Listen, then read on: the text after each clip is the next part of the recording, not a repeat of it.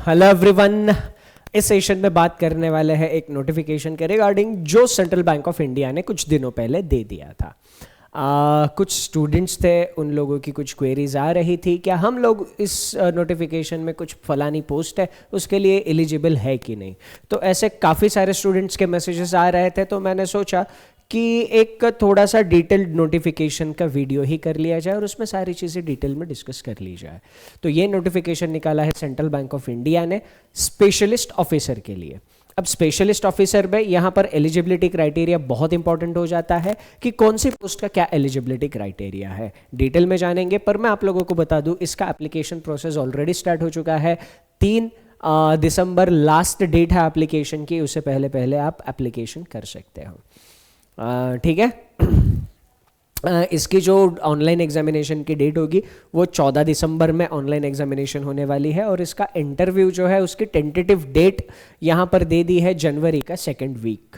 ठीक है, तो जनवरी के 2nd वीक में इसके इंटरव्यू शेड्यूल हो सकते हैं। तो यहाँ पर कुछ इंपॉर्टेंट चीज़ों पर एक बार ज़रा नज़र डाल देते हैं। एलिजिबिलिटी क्राइटेरिया जो है स्केल 1, 2, 3 एंड 4। स्केल 1 के लिए एलिजिबिलिटी क्राइटेरिया है 23 से 27 साल। स्केल 2 के लिए एलिजिबिलिटी क्राइटेरिया है 27 से 33 साल। ठीक है, और यहाँ पर स्केल 3 का एलिजिबिलिटी क्राइटेरिया है 30 से 38 साल। स्केल 4 का एलिजिबिलिटी क्राइटेरिया है 34 से 40 साल। तो यहाँ पर एक्सपीरियंस, वर्क एक्सपीरियंस मैंडेटरी है हर एक चीज़ के लिए।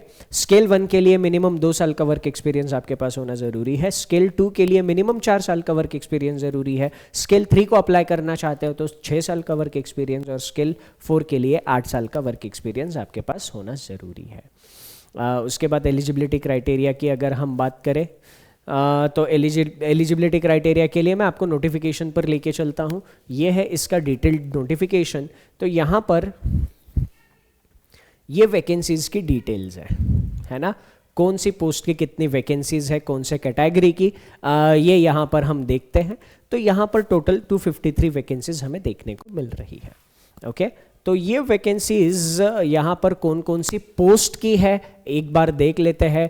डिज़ाइन, ये सारी की सारी डिटेल्स आपको नोटिफिकेशन में यहाँ पर मिल जाएगी। डिज़ाइन में UI UX डिज़ाइनर की टोटल 3 वैकेंसीज है। जावा डेवलपर की यहाँ पर टोटल 23 और 5 28 वैकेंसीज है। कोबोल डेवलपर की 5 वैकेंसीज है।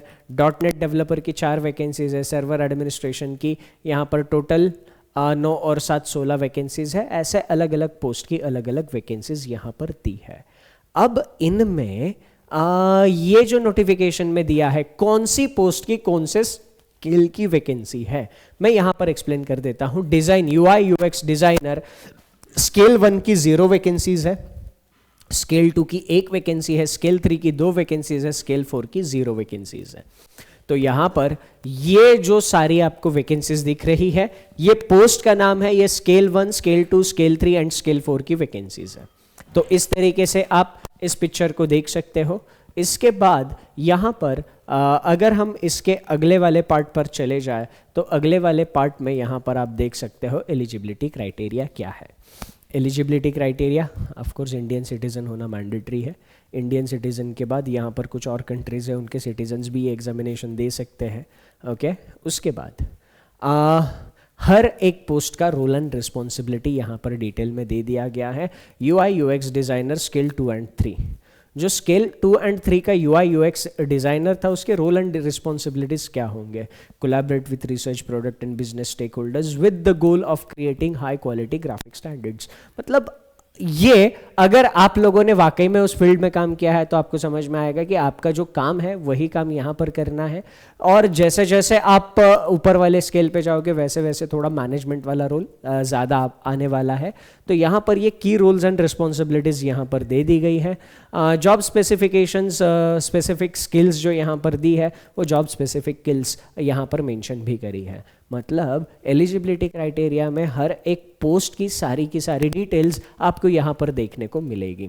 ठीक है, एजुकेशनल क्वालिफिकेशन क्या है, बैचलर्स और मास्टर्स डिग्री होनी चाहिए किसी भी स्पेशलाइजेशन में गवर्नमेंट रिकॉग्नाइज्ड यूनिवर्सिटी से। डिज़ाइन रिलेटेड डिग्रीज और certificates from reputed institutes professionals, ठीक है, are desired but not mandatory. अब यहाँ पर ये जो educational qualification UI UX designer के लिए है, वो डिज़ाइन रिलेटेड डिग्रीज और सर्टिफिकेशंस आपके पास है तो अच्छी बात है, नहीं है तो कोई इशू नहीं है, ठीक है।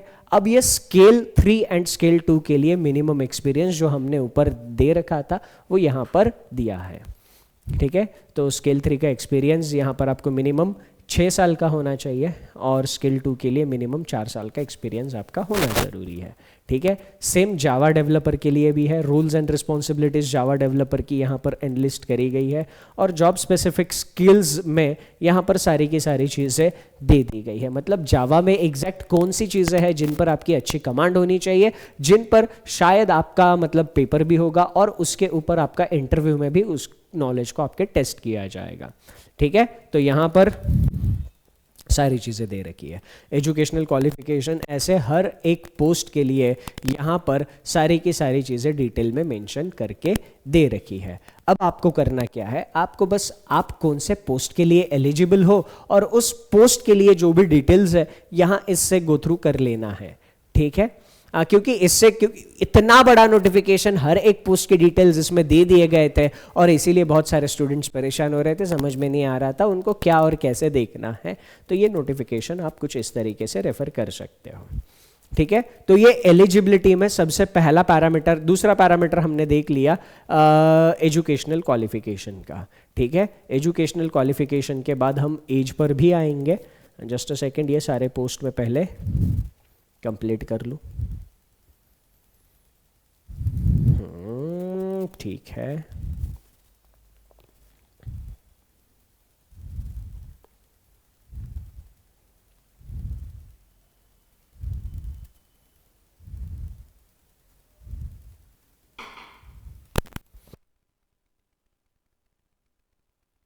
ओके, तो अब यहां पर एज एंड एक्सपीरियंस ये हमने पहले ही देख रखा था, ये मैंने आपको सेशन के शुरुआत में ही एक्सप्लेन कर दिया था कि एज एंड एक्सपीरियंस क्या होना चाहिए स्केल वाइज, ठीक है। अब एज क्राइटेरिया में कुछ रिलैक्सेशन है, ये एज क्राइटेरिया में आपके कैटेगरी के हिसाब से आपको रिलैक्सेशन मिलता है। उसके बाद यहाँ पर सबसे इम्पॉर्टेंट चीज़ जो है भाई साहब, पैसा कितना मिलेगा, बहुत अच्छा खासा पैकेज है यहाँ पर, ओके, बहुत अच्छा खासा पैकेज है, ठीक है। अगर आप स्केल 1 पे ज्वाइन करोगे तो आपकी पोस्ट होगी असिस्टेंट मैनेजर और आपका अप्रॉक्सीमेट एनुअल सीटीसी जो होगा वो 19.38 मतलब 19,38,000 का आपका अप्रॉक्सीमेट एनुअल सीटीसी होगा। और आपकी वर्क लोकेशन क्या होगी, मुंबई, नवी मुंबई या हैदराबाद आपकी वर्क लोकेशन होगी। स्किल 2 पे ज्वाइन करते हो तो आपका डेजिग्नेशन होगा मैनेजर और 23.5 लाख का आपका अप्रॉक्सीमेट एनुअल सीटीसी होगा। मुंबई, नवी मुंबई, हैदराबाद ये आपके प्रेफर्ड वर्क लोकेशंस होंगे। स्किल 3 पे ज्वाइन करते हो तो 29 लाख की सीटीसी है सर, 29 लाख है ना, मुंबई, नवी मुंबई, हैदराबाद। और यहाँ पे चीफ मैनेजर स्केल 4 35 लाख का सीटीसी है, मुंबई, नवी मुंबई, हैदराबाद वर्क लोकेशंस है। ये सबसे अच्छी बात है। अगर आप लोग इनमें से कोई भी स्किल सेट रखते हो, इसमें से कोई भी क्वालिफिकेशन आपके पास है तो ये मस्ट गिव एग्जामिनेशन है। इसके बाद बल्ले बल्ले है ना। तो यहाँ पर सिलेक्शन प्रोसीजर क्या होने वाला है, अब इम्पॉर्टेंट पहलू पर बात करते हैं। डेवलपर की जो पोस्ट है उसके लिए एक एग्जामिनेशन होगा, जस्ट अ सेकेंड, ठीक है। हाँ, तो जो भी डेवलपर की पोस्ट है उसके लिए एक ऑनलाइन एग्जामिनेशन होने वाला है, कोडिंग टेस्ट होगा, अप्रोक्सीमेटली 3.5 घंटे का होगा।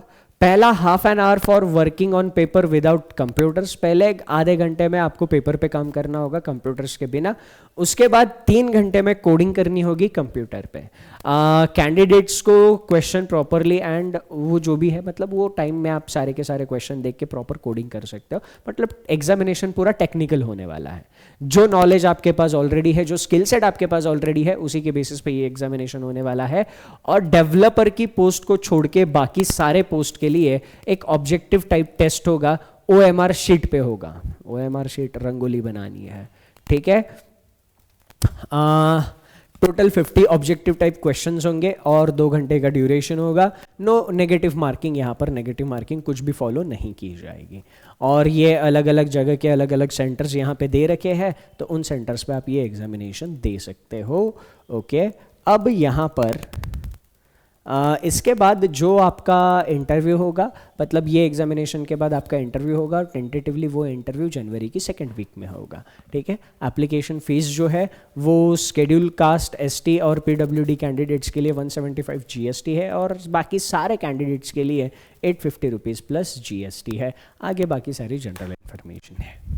तो ओवरऑल बात यही है, अगर आप इनमें से किसी भी पोस्ट के लिए एलिजिबल हो तो यार बहुत अच्छी अपॉर्चुनिटी आप लोगों के सामने है।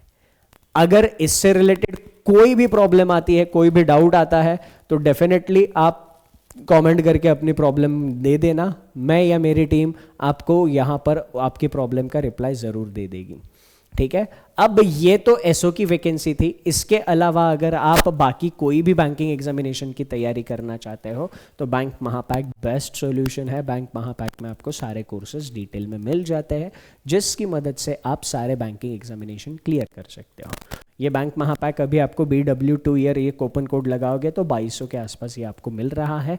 बहुत ही अच्छे लेवल का कंटेंट बाकी सारे बैंक एग्जामिनेशंस के लिए है। That's it from my side in this session. Thank you, take care and सबसे important enjoy your time. Bye bye.